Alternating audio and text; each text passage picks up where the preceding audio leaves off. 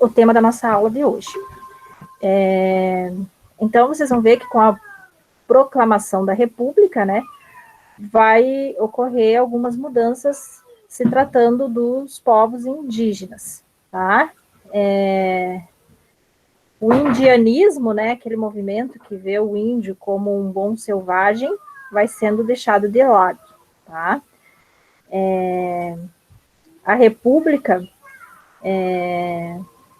ela também, né, não vai trazer à tona a questão indígena, né, para os debates. O índio também não vai ser deixado de lado, né, pela República. Ela vai estar colocando como heróis o Tiradentes, né, e também os bandeirantes. Vocês lembram quem que eram os bandeirantes, né? Eu não tenho certeza, eram os homens que faziam expedições por dentro do sertão, alguma coisa assim? Isso, no interior do Brasil, né? Porque a princípio a colonização ela foi feita no litoral brasileiro. Quem foi responsável em investigar o interior, que seria o sertão, né? Foram os chamados bandeirantes. Então, teve várias expedições. Teve as expedições de contrato, que eram pagos pelos senhores de engenho na caça de povos indígenas para trabalhar como escravos em seus engenhos. Teve as expedições de prospecção, que foi na busca do ouro, né? Que os bandeirantes saíam tentando encontrar onde que tinha minas de ouro, né? No Brasil, ou de metais preciosos. Então, os bandeirantes, eles vão passar na República a ser considerados heróis. Até os dias de hoje, vocês vão ver Raposo Tavares, Fernão Dias, né? Nomes de grandes rodovias em homenagem a esses caras aí, tá? E, então, só foi enaltecido o trabalho que eles fizeram durante o Brasil Colônia. Esqueceram também dos prejuízos, né? Os pontos negativos, porque escravizar indígenas, né? Destruir quilombos, também tinham bandeiras ou expedições que saíam destruindo os quilombos, né? Vocês lembram o que eram os quilombos? Os refúgios dos negros, quando eles fugiam dos maus tratos, né? De seus senhores. Então, a República vai ter um olhar bem enaltecedor, né, desses bandeirantes aí. E o Tiradentes é aquela figura lá que lutou contra a monarquia, né? E que foi morto, né, por conta de seus ideais. Então a República, ela escolheu esses heróis aí, né? E o Tiradentes passou a ser um símbolo da República, né? Que vai marcar o fim do Brasil Império e o início da República, né? Então, e os paulistas, que são os bandeirantes, né? Que caçavam índios, foram transformados em heróis. O estado de São Paulo foi reconhecida como a cidade de São Paulo, a capital dos bandeirantes, né? Então, para vocês verem, né? Esses caras aí é que vão se tornar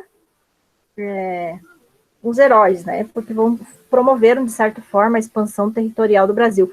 À custa, claro, como já falei para vocês, né? Da morte dos indígenas, à custa né? Então, mas mesmo assim, se vocês forem para São Paulo, vocês vão ver muitas homenagens, né? Tem um monumento lá, aos bandeirantes, que se referem a uma homenagem feita, né? A esses caras aí que saíram interior adentro, sertão adentro, né? Aqui vocês têm uma imagem de um jesuíta com bandeirantes, né? Que vai demonstrar como que eles faziam esse trabalho de forma conjunta para ocupar esses territórios ainda não conhecidos. Tá? Muito bem, essa imagem está no livro de vocês, tá? Livro didático, que eu retirei de lá. Os bandeirantes, eles conseguiram avançar pelo sertão brasileiro com a ajuda dos indígenas, dos povos indígenas, tá? Então, como eu já falei para vocês, as drogas do sertão, lembra das drogas do sertão? Guaraná, as castanhas do Pará, né? Uma infinidade de remédios medicinais. Tudo isso era retirado da mata e também enviado para a Europa, graças ao trabalho dos indígenas. Um trabalho árduo, né? Um trabalho muito difícil. Então, os bandeirantes, eles se aproximavam, faziam amizade com segundas intenções, tá? Nesse contato que tiveram com os povos, né, eles foram adquirindo esses hábitos e costumes indígenas, né? Mas, com o tempo, né, com a República, vocês vão ver que isso vai ser deixado de lado, tá? Até um dos pontos aí que eu coloco no slide, né, a língua tupi, usada como língua geral no território colonial durante os primeiros séculos, também foi esquecida. Já a ideia de guerra justa, para justificar a escravização do indígena, foi revalorizada. Vocês lembram o que era a guerra justa?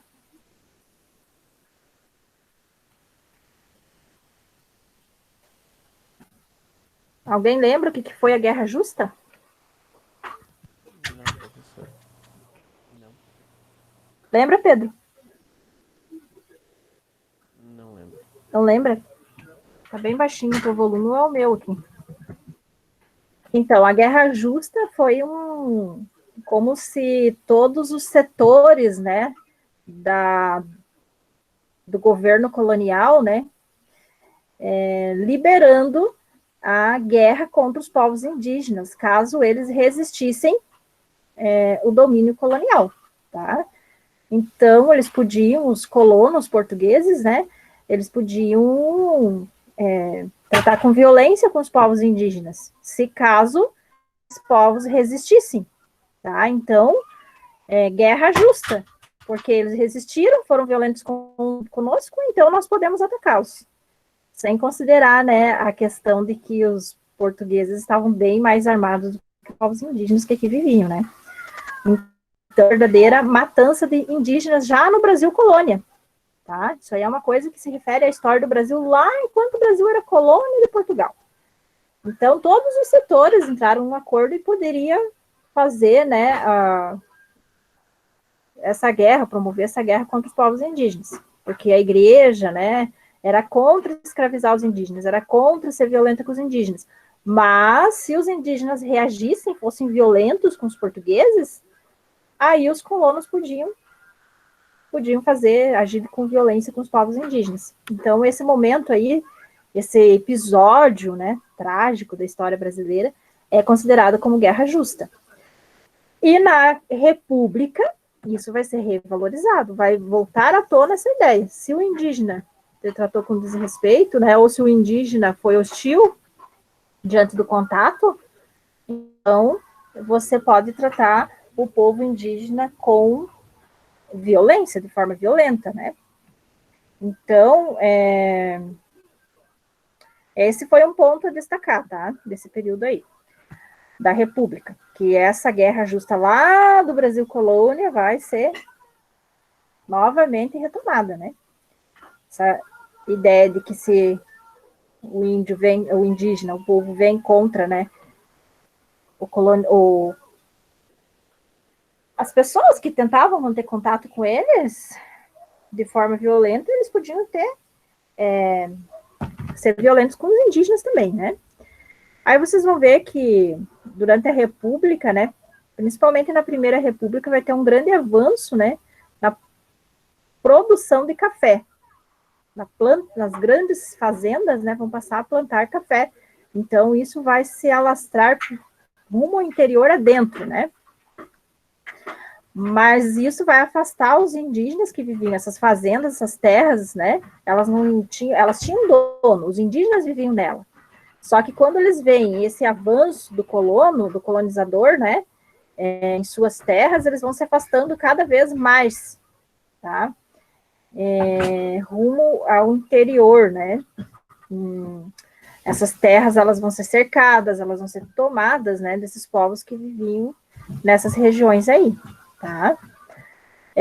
Para vocês verem, né, que foi tão violento esse tratamento contra os indígenas, que alguns homens públicos, eles chegaram a defender o extermínio dos indígenas, para que a civilização pudesse triunfar.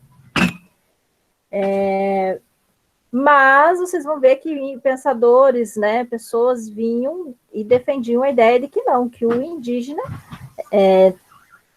que deveria de ser criado políticas indigenistas, né?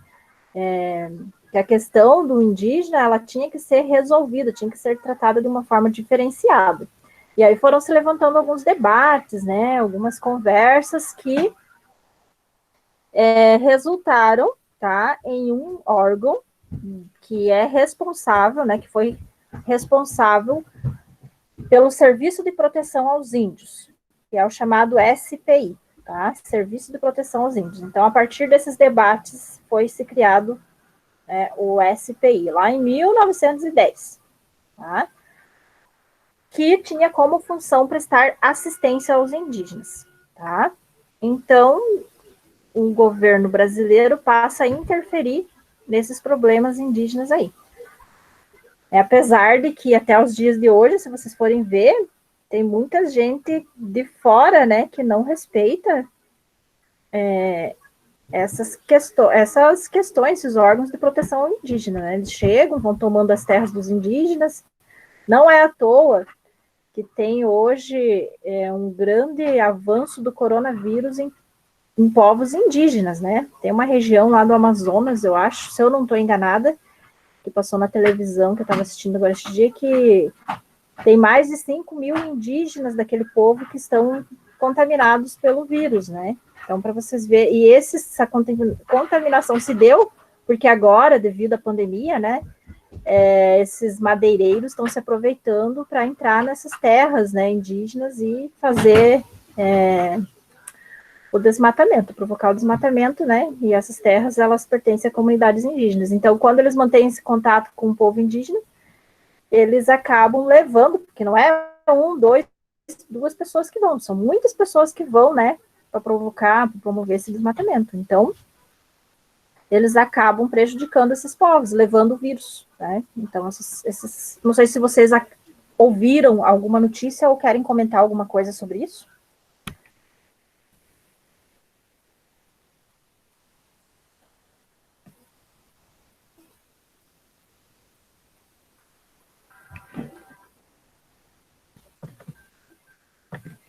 Alguém gostaria de comentar?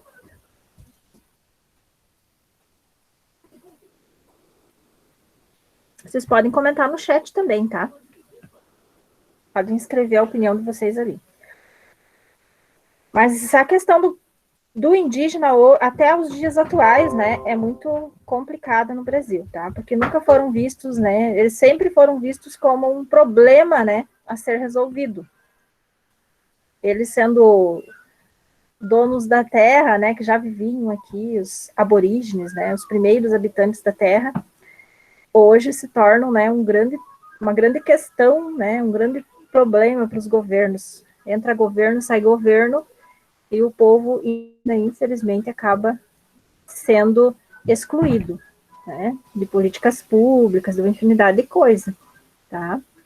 E acabam desaparecendo. Tem tribos inteiras, né, que acabam desaparecendo, entrando em colapso, né, porque não são atendidos da forma que deveria. Aí eu coloquei aqui um videozinho que vocês vão assistir depois sobre a criação desse órgão ali que eu falei para vocês, tá, do Serviço de Proteção aos Índios, do SPI, tá? Depois vocês vão assistir, ele é um videozinho, uma reportagem, ela é bem rapidinha, nem lembro, mas acho que deve ter uns 6 minutos, então vocês assistem e vão conseguir entender um pouquinho melhor, né, sobre a criação do Serviço de Proteção aos Índios, tá? Até aqui, alguma dúvida?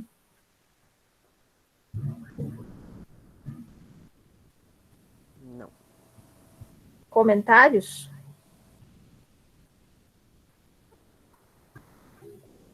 Estão entendendo?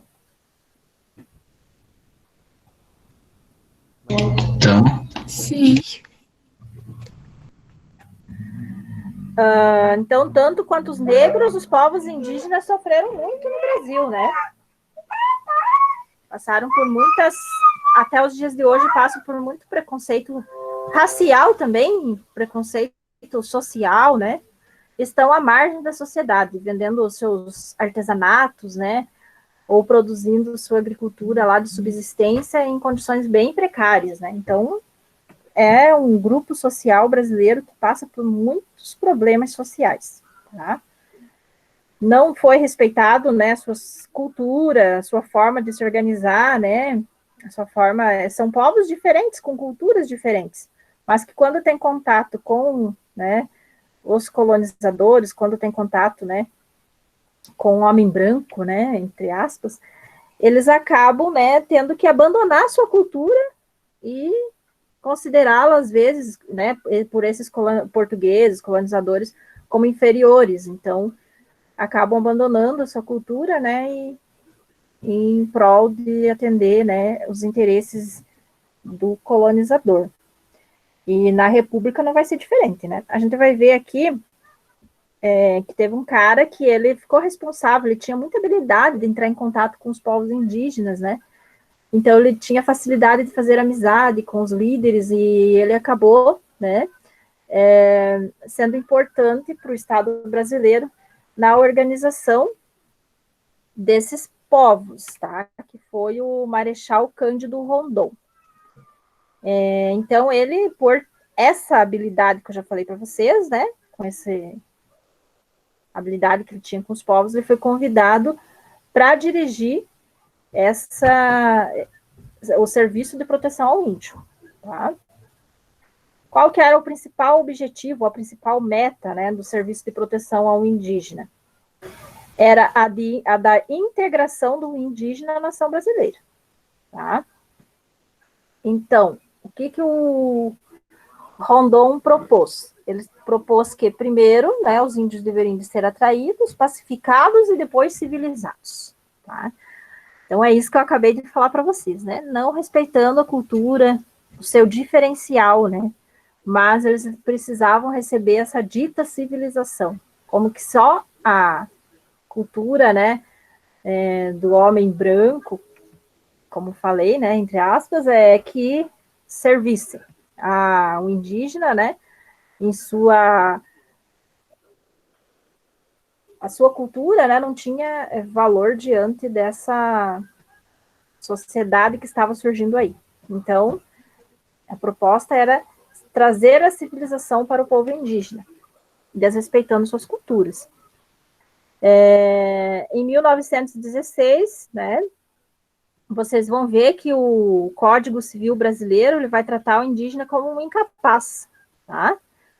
Para vocês verem, né, tratavam os povos indígenas como se eles não tivessem condições de agir sobre si próprio, né? Então, eles tinham que ser tutelados pelo Estado, tá? Então, em 1928, vai existir um marco legal, né, que vai colocar o indígena sob tutela do Estado, tá? O que essa lei dizia que o indígena era? Nômade, aldeado, incorporados aos centros agrícolas e reunidos em povoações indígenas, tá? Assim que eles eram incorporados. Os nômades e os aldeados eram vistos como incapazes de responder por seus atos. Então, se eles cometessem alguma infração, eles só poderiam, né, ser presos sob a permissão do Serviço de Proteção ao Indígena, tá? Muito bem.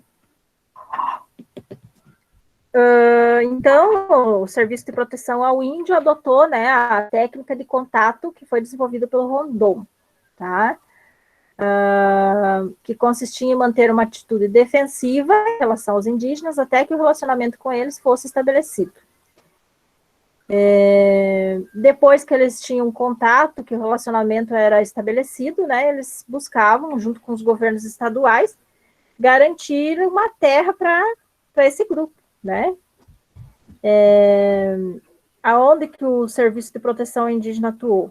Nos estados de São Paulo, Paraná, Espírito Santo, Mato Grosso, tá? Então, em todos esses estados aí foram instaladas essas equipes que tinham este propósito aqui, ó, que eu já falei para vocês, né?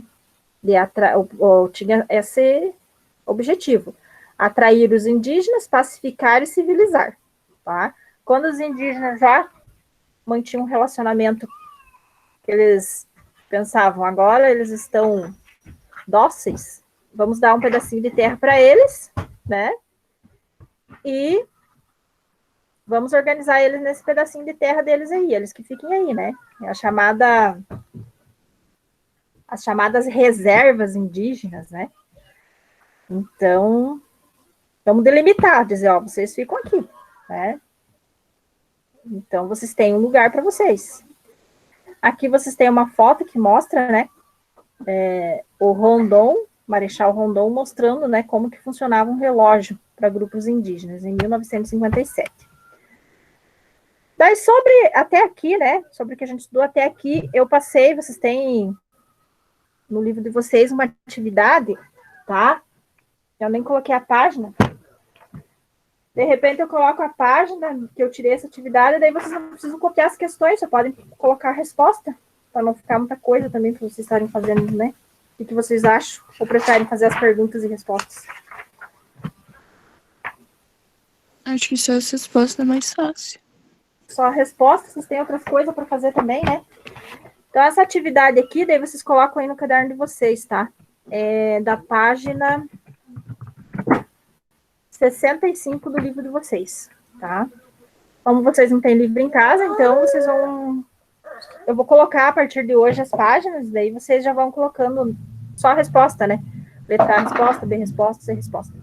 Então, qual era o objetivo do Serviço de Proteção ao Indígena? É uma das questões, né? Que eu coloco para vocês. A B. O que as autoridades do Serviço de Proteção ao Índio entendiam por integração total do índio à sociedade brasileira?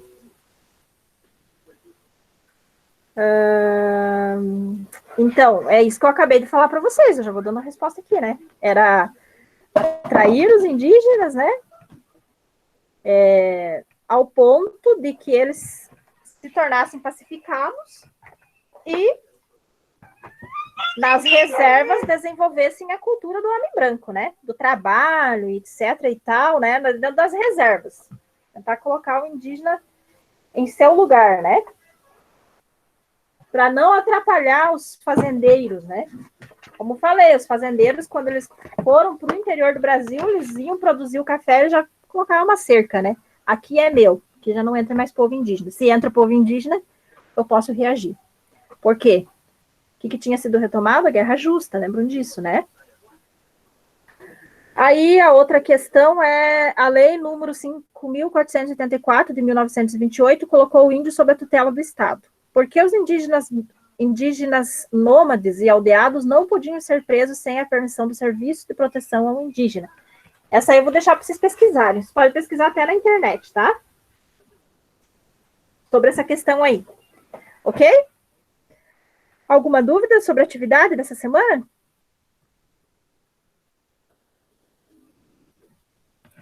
Não. Ok, então para a gente continuar aqui. Aí nós vamos ter o momento da Era Vargas. A gente acabou de estudar sobre a Era Vargas, né? Então, como que os indígenas foram tratados no governo de Getúlio Vargas, tá?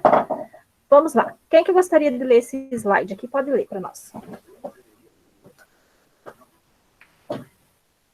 A gente viu como ele foi tratado lá no início da República, né? Até a Era Vargas. Agora, durante a Era Vargas, como que o povo indígena passou a ser tratado? Pode ler para nós alguém aí.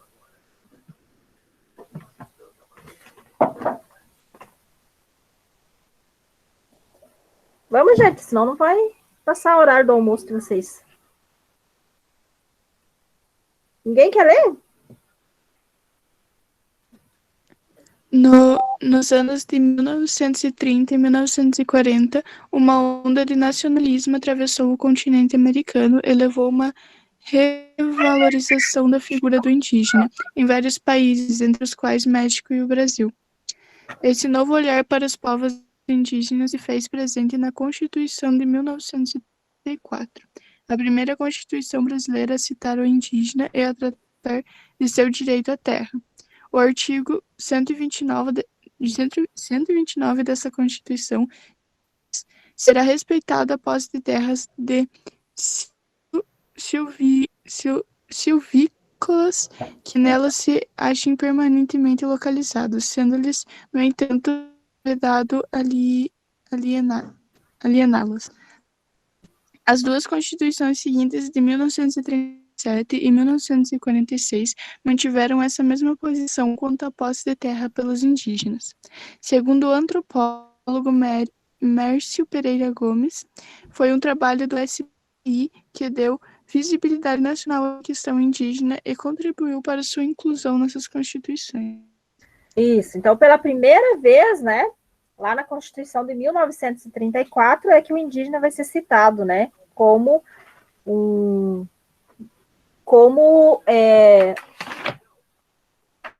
vai ser citado, né, a ter o direito à terra, tá? Apesar de que esse direito à terra, né, fica limitado, né? Não pode ser alienar a terra, né? Ele não pode ser considerado dono da terra. É uma reserva que é reservado, uma reserva que é reservado, né? Essa é boa, para que ele possa ali se manter, né? Dentro da sua comunidade, tá? Então, isso vai ser um passo importante, né? Porque até então não se tinha esse debate, né? De que essa posse da terra deveria de ser direcionada diretamente aos povos indígenas. Então, quando se coloca na Constituição, em parte se torna algo vitorioso para esses povos indígenas, né? Então, hoje nós temos, né, muitas reservas indígenas, comunidades indígenas, né? Talvez se não existisse essa inclusão aí, não sei se hoje ainda existiria terra indígena, né? Porque a devastação, a expansão e devastação, né, ambiental foi tanta, né, que acabou ia acabar, de certa forma, excluindo o indígena, né, deixando o indígena sem, ao menos, ter pelo menos essas terras, né, essas reservas indígenas, né. Apesar que eu tive contato com alguns grupos, né, assim, que trabalham com os povos indígenas, que essas reservas ainda, né, elas são aqueles lugares em que não se produz muita coisa, né, então, muitos indígenas que vivem da agricultura, por exemplo, eles estão em áreas que são reservadas à preservação ambiental, tá? Então não tem como fazer uma roça, porque tinha índios que faziam rocinha lá, né? Você sabe o que é uma rocinha? Plantavam lá diversas culturas, milho, feijão, arroz, e eles sobreviviam daquilo. Aí você vai para Florianópolis, por exemplo, e encontra um monte de indígena vendendo lá seu artesanato na cidade, vivendo na miséria, né? Por quê? Porque aonde que é a comunidade, a terra indígena que eles têm direito? É lá uma reserva ambiental que eles não têm uma terra que possam plantar. É uma reserva já que foi deixada para o governo para preservação ambiental. Então, eles não podem mexer com a mata que existe nesse lugar, né? Que é a reserva, são enormes, 600 hectares de terra, né? Mas eles não podem mexer na terra porque é considerado terra de preservação, né? Então, e os lugares que tem disponíveis, né, é uma terra que não dá a possibilidade deles plantar, tá? Então, como vocês podem relembrar do que vocês já estudaram, os povos indígenas, eles viviam muito da agricultura de subsistência, né? Da multicultura, da plantação variada de produtos. Então, para sua sobrevivência da comunidade indígena, né? Das famílias indígenas, mas que, claro, ser colocado na Constituição de 34 foi importante para que existam, né, ainda hoje essas reservas, essa terra em que os indígenas podem estar trabalhando, mas e se não tivesse colocado, né, esse direito à terra ao indígena, será que existiria reservas indígenas ainda hoje? É uma pergunta, né, para a gente pensar, né? Então, ao mesmo tempo que foi importante que a Constituição citou, né, o indígena como um povo, né, que tem direito à terra, né, e que essa terra está Se a gente for pensar, né, será que realmente, né, foi válido? Mas se a gente vê hoje, né, de 1934 para o ano de 2020, né, se talvez o indígena não tivesse tido esse direito na Constituição né, de ter um pedaço de terra, talvez hoje ele nem teria, né, essas reservas que tem. Passa governo, entra governo, né, e acaba. Apesar de que, como eu falei, o avanço, né, principalmente dos madeireiros nessas regiões mais de mata nativa é grande ainda, né? As reservas dos indígenas, tem reserva de indígena que acabou virando. Vocês sabiam que tem uma reserva em São Paulo, que é no centro de São Paulo, uma reserva indígena, que eles não têm acesso a esgoto, saneamento básico, né? Não têm acesso à energia elétrica, não têm acesso à água, eles vivem como se fosse uma periferia, porque a cidade foi crescendo em volta da reserva,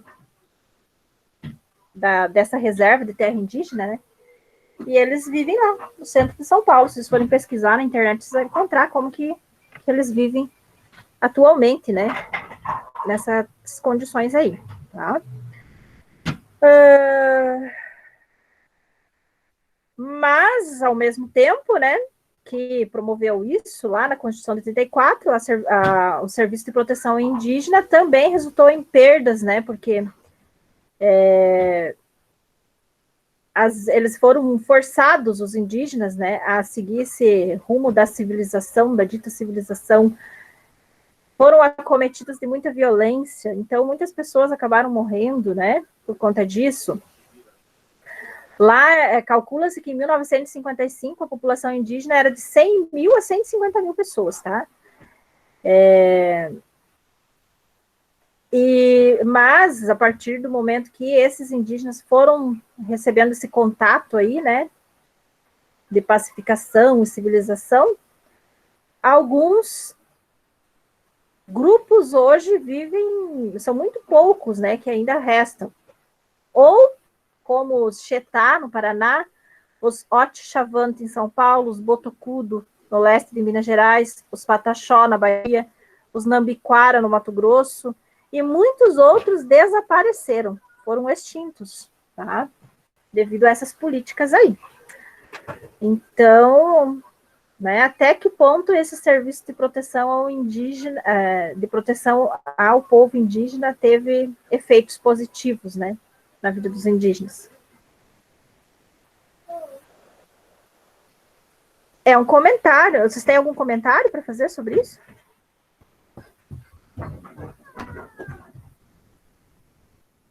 Sobre os povos indígenas?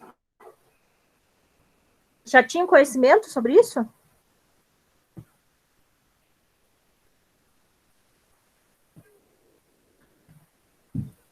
Ô, professora, qual que é a quantidade mais ou menos da população indígena no Brasil atualmente? Olha, eu não sei, mas é uma boa pergunta a se pesquisar. Eu sabia que quando eu estava estudando bastante sobre os povos indígenas, né? Mas eles não chegam a 1 milhão de pessoas, tá? Eu não sei te dizer assim um número específico. É bom a gente pesquisar, né? Hoje a gente tem a internet a nosso favor. Não sei te dizer assim um número X, né? Mas eu acho que não chega a 1 milhão de habitantes. Essa é a última.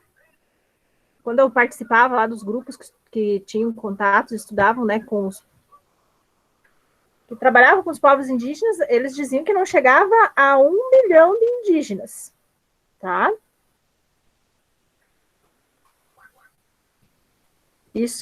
Nós somos 209 milhões, né? Então não chega a 1 milhão de indígenas. Era o que eles falavam, mas dá para a gente pesquisar e tentar descobrir, tá?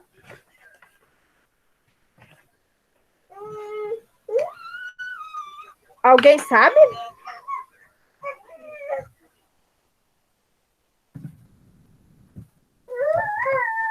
Alguém de vocês sabe?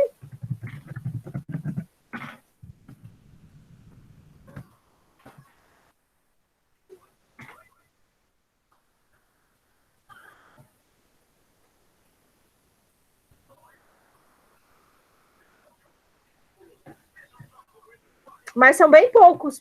Eu pesquisei agora e é 896 mil índios atualmente no Brasil.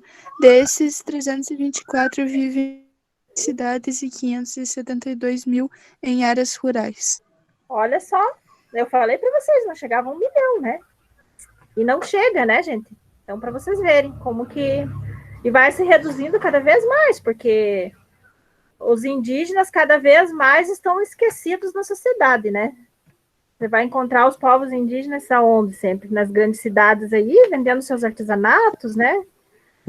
Eu fui uma vez naquela cidade lá de São Miguel das Missões, e tem lá, era uma missão, né, que tinha lá, jesuítica, e, nossa, era uma apresentação linda sobre como que aconteceu as guerras entre os Guarani e os portugueses, né?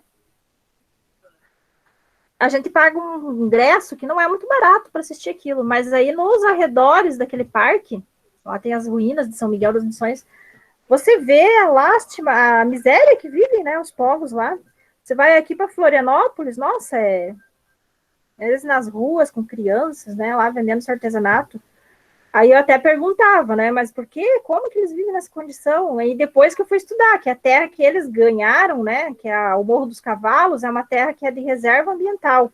Esses povos que vivem, os Caingangue, os G, são os povos que vivem nessa reserva, eles vivem muito da agricultura, só que lá, a região que eles ganharam, né, do governo, não é uma região de preservação, então eles não podem tirar a mata para praticar agricultura. A região de agricultura que eles têm é muito pouca, então eles ganham um dinheiro do governo, mas não é grandes coisas, né, para poder se manter. Então é bem complicado, né? E vocês veem que isso é histórico, né? Desde que os colonizadores chegaram aqui, os indígenas e os negros, né, eles têm poucas políticas públicas foram sendo criadas para atender, né, essa população. Então, essa relação aí é bem complicada. Tá? Daí nós temos ali uma imagem que eu trago para vocês, né? Aí diz o Serviço de Proteção no ao Índio também não conseguiu impedir a tomada de terras indígenas no noroeste de São Paulo, Paraná, Santa Catarina e Mato Grosso. Aqui em Santa Catarina, né? A minha avó conta que quando chegou aqui na região de Liberata, né? Aqui é a região de Fraiburgo, vocês lembram que Liberata e 10 de Novembro foram regiões que foram sendo habitadas por pessoas vindas do Rio Grande do Sul antes da chegada da família Frei aqui em Fraiburgo, né? Então a minha avó, ela chegou aqui antes da família Frei. Ela nasceu ali na Liberata. Então ela dizia que os pais dela contavam, né, que quando eles chegaram aqui, diz que eles conviveram, né, um certo período com os povos indígenas. Depois eles dizem que não sabe como que os indígenas desapareceram, né? Mas diz que de noite, às vezes, eles construíram uma casa, aí tinha as frestinhas, né, e daí eles vinham de noite e ficavam colocando galho, um galho para cutucar, para mexer, assim, e saíam correndo. Até o nome Liberata diz que é o nome de uma indígena que vivia por ali, né, na região. Não sei se vocês conhecem essa história aí. Eu não conheço. É a história de Fraiburgo aqui, né, da nossa região. Então, a Liberata, a minha avó, né, ela nasceu na Liberata, a família dela veio bem antes para cá, né, aconteceu uma guerra no Rio Grande do Sul, a Revolução lá, e eles acabaram vindo para essa região aqui de Santa Catarina. Então, os povos indígenas conviveram um certo tempo com os povos, esses colonizadores que vinham de outras regiões, né, como ela, a família dela, da minha avó, que veio do Rio Grande do Sul para cá. Após a Revolução Farroupilha, tá? E aí o que aconteceu? Ela disse que eles foram desaparecendo, né? Ela não sabe explicar como, mas é que esses indígenas se sentiam acuados e iam cada vez mais mato adentro, né? E acabavam até sendo mortos, muitas vezes, pelos os próprios colonizadores, né? Que mandavam tinha um nome, né? mandavam pegar e atacar os povos indígenas, eram os... Agora não vou lembrar. Não era chamado bandeirante aqui, era um outro nome que era dado, né? Mas que eles acabavam matando os povos indígenas. E depois perseguiram os caboclos que vinham aqui, que é os descendentes, né, dos indígenas. Muito bem, gente. Seria isso para nossa aula de hoje. Eu só quero dar um aviso para vocês, tá? Que eu fui ver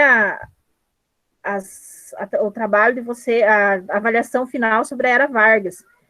E vendo lá as notas que eu fui passar para o diário online, né?